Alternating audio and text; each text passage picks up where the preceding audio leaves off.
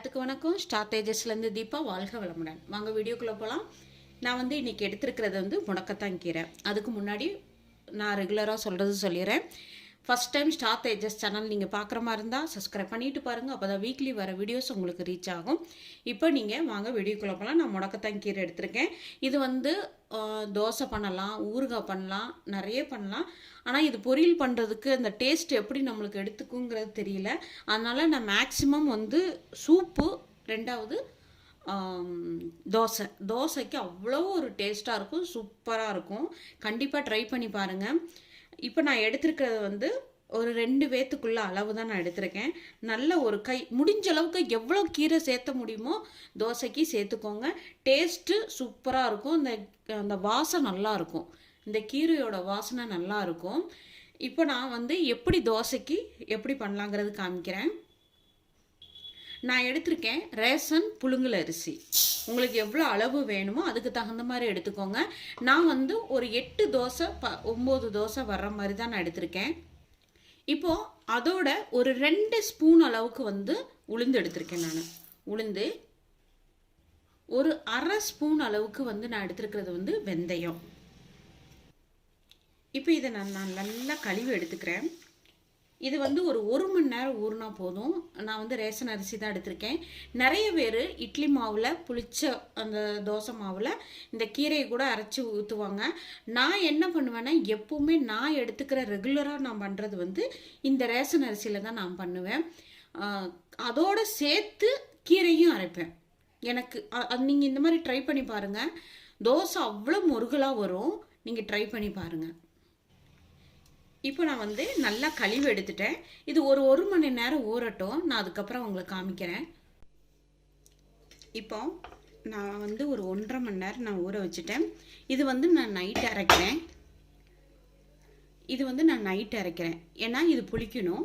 எனக்கு காலையில் இந்த டிஃபன் வேணும். அதுக்காக நான் இப்போ நைட்டு அரைச்சிக்கிறேன். இப்போ நான் தோசைக்கு நான் எடுத்துக்கிறேன். இப்போ இதெல்லாமே உங்களுக்கு அரைச்சிட்டு காமிக்கிறேன். ஃபஸ்ட்டு கீரை அரைச்சிக்கலாம். நான் கீரை அரைச்சாச்சு நல்லா நைஸாக. நான் கொஞ்சமாக ஒரு 1/2 டம்ளர் தண்ணி மட்டும் ஊற்றிருக்கேன். ஏன்னா அரைபடணும், சுற்றணும், அதுக்காக தான். இப்போ தண்ணி இல்லாமல் அரிசி சேர்த்திக்கலாம். நான் நல்லா நைஸாக அரைச்சிருக்கேன். தண்ணி ஏன்னா நம்ம மிக்சி கப்பு கழுவுவோம், அந்த தண்ணி இதில் சேர்த்திக்கலாம். அதனால் முடிஞ்ச அளவுக்கு கெட்டியாக அரைச்சிக்கலாம். இட்லி ஊற்றுவோம் இல்லையா, அந்த பதத்துக்கு நம்ம அரைச்சிக்கலாம். இப்போ இந்த அளவுக்கு கெட்டியாக இருக்குது. இது புளிக்கணும். தண்ணி கொஞ்சம் சேர்த்திக்கலாம். நான் மிக்சி கப்பு கழுவுனது ஒரு டம்ளர் இருக்கும். தண்ணி சேர்த்திக்கிட்டேன். தோசை பதம் எப்படி இருக்குமோ அந்த அளவுக்கு நம்ம சேர்த்துனா போதும். அதே மாதிரி இந்த கீரை தோசைக்கு கொஞ்சம் கீரை ஜாஸ்தி எடுத்துட்டோன்னா நம்ம கீரை சாப்பிட்டோம் அப்படிங்கிறது ஒரு திருப்தி இருக்கும். அதுக்காக தான். இப்போ இந்த மாதிரி நல்லா கலந்துட்டுட்டு நாளைக்கு காலையில் தான் நான் இந்த தோசைக்கு நான் எடுத்திருக்கேன். இது புளிக்கட்டும். அதுக்கப்புறம் நாளைக்கு உங்களுக்கு எப்படிங்கிறது நான் காமிக்கிறேன். இப்போ இந்த பதம் போதும் தோசைக்கு.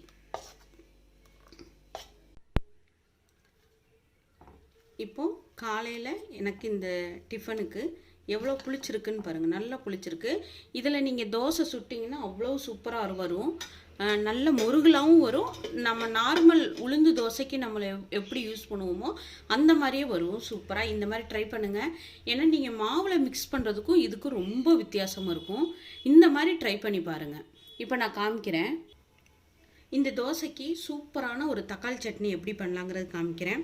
நான் 1 ஸ்பூனு எண்ணெய் சேர்த்திருக்கேன். கடுகு சேர்த்திக்கலாம்.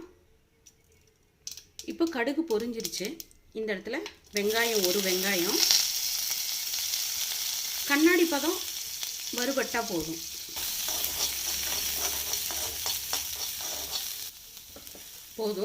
இப்போ நான் தக்காளி 3 எடுத்திருக்கேன். இப்போது இந்த இடத்துல இந்த தக்காளி சட்னிக்கு தேவையான உப்பு சேர்த்திக்கலாம். ஏன்னா நல்லா மசிஞ்சிரும். உங்களுக்கு உப்பு போட்டோன்னா சீக்கிரம் மசிஞ்சிரும். நான் இதோட ஒரு பச்சை மிளகாவும் சேர்த்திருக்கேன். இப்போது வதங்கிருச்சு. இதுக்கு தண்ணி நம்ம எந்த அளவுக்கு இது நல்ல தண்ணி எந்த அளவுக்கு வேணுமோ அந்த அளவுக்கு நீங்கள் தண்ணி சேர்த்திக்கோங்க. இப்போது இது கொஞ்சமாக மஞ்சத்தூள், நான் சின்னதாக ஒரு பச்சை மிளகாய் சேர்த்துருக்கேன். கொஞ்சம் காரத்துக்கு மிளகாத்தூள். இதில் கொஞ்சமாக வெல்லம், ஏன்னா அந்த புளிப்பு, உப்பு, காரம் எல்லாமே உங்களுக்கு டேஸ்ட்டு நல்லா எடுத்து கொடுக்கும் இந்த வெல்லம். இப்போ தக்காளி சட்னி அந்த ரா ஸ்மெல் போயிடும் உங்களுக்கு, போதும் அந்தளவுக்கு.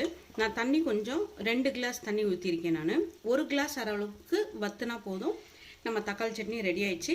இப்போ ஸ்டவ் ஆஃப் பண்ணிக்கலாம். இது கொஞ்சம் சூடு ஆறட்டும். இப்போ தக்காளி சட்னி சூடு ஆறிடுச்சு. லைட்டாக ஒரு திருப்புனா போதும். தக்காளி சட்னிக்கு லைட்டாக மசிச்சா போதும். இந்த அளவுக்கு மசிச்சா போதும். இப்போ தக்காளி சட்னி ரெடி ஆயிடுச்சு. இப்போ நான் சட்னிக்கு எடுத்திருக்கேன் தேங்காய். நான் துருவில் கட் பண்ணி தான் எடுத்திருக்கேன். பொட்டுக்கடலை, பச்சை மிளகாய் 2, ஒரு சின்ன துண்டு இஞ்சி. இப்போ இதுக்கு தேவையான அளவு உப்பு. அருமையான சட்னி ரெடி ஆயிடுச்சு. நான் வந்து இதுக்கு தாளிக்கும் போதே நான் கடுகு எடுத்துட்டேன், அதனால் இதுவும் தாளிச்சாச்சு. ரெண்டாவது, சட்னியோட ஒரு டேஸ்ட் என்னென்னா திரியாக இருக்கணும். ரொம்ப திரியாக இருக்கக்கூடாது, ஓரளவு திரியாக இருக்கணும். அப்போ தான் சட்னியோட டேஸ்ட்டு நல்லாயிருக்கும்.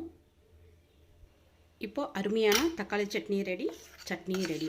இன்னொன்று என்னென்னா, அந்த தோசைக்கு இது 2 வச்சு நீங்கள் சாப்பிட்டு பாருங்கள், செம்ம டேஸ்ட்டாக இருக்கும். கண்டிப்பாக சாப்பிடாதவங்க கூட சாப்பிடுவாங்க. அதனால், ஏன்னா நான் கீரை ஜாஸ்தியாக சேர்த்துருக்கேன், அதோட வாசனை அதிகமாக இருக்கும், அந்த கீரையோட வாசனை. அதனால தான் நான் வந்து இந்த தக்காளி சட்னியும் கம்பல்சரியாக அந்த கீரைக்கு கண்டிப்பாக வைப்பேன். இப்போது தோசை ஊற்றிக்கலாம். கல் சூடாயிடுச்சு.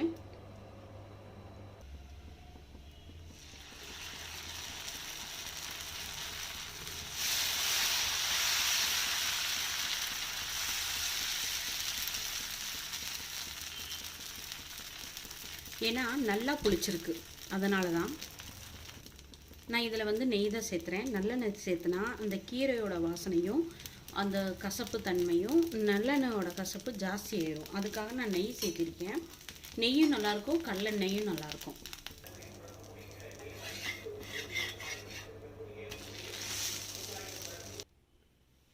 ரொம்ப ஹெல்தியான, அருமையான, முருகலான தோசை ரெடி ஆயிடுச்சு. கண்டிப்பாக ட்ரை பண்ணி பாருங்கள். சாப்பிடாதவங்க கூட சாப்பிடுவாங்க. இந்த மாதிரி ட்ரை பண்ணி பாருங்கள். கண்டிப்பாக கீரை, முடக்கத்தான் கீரை கண்டிப்பாக எல்லோரும் எடுத்துக்கோங்க. இந்த வீடியோ பிடிச்சிருந்தா கண்டிப்பாக லைக்கு, கமெண்ட்டு கண்டிப்பாக ஷேர் பண்ணுங்கள். மறக்காமல் சப்ஸ்கிரைப் பண்ணிவிட்டு பாருங்கள். அப்போ தான் வீடியோ உங்களுக்கு ரீச் ஆகும். தேங்க்யூ. வாழ்க வளமுடன். கண்டிப்பாக ட்ரை பண்ணி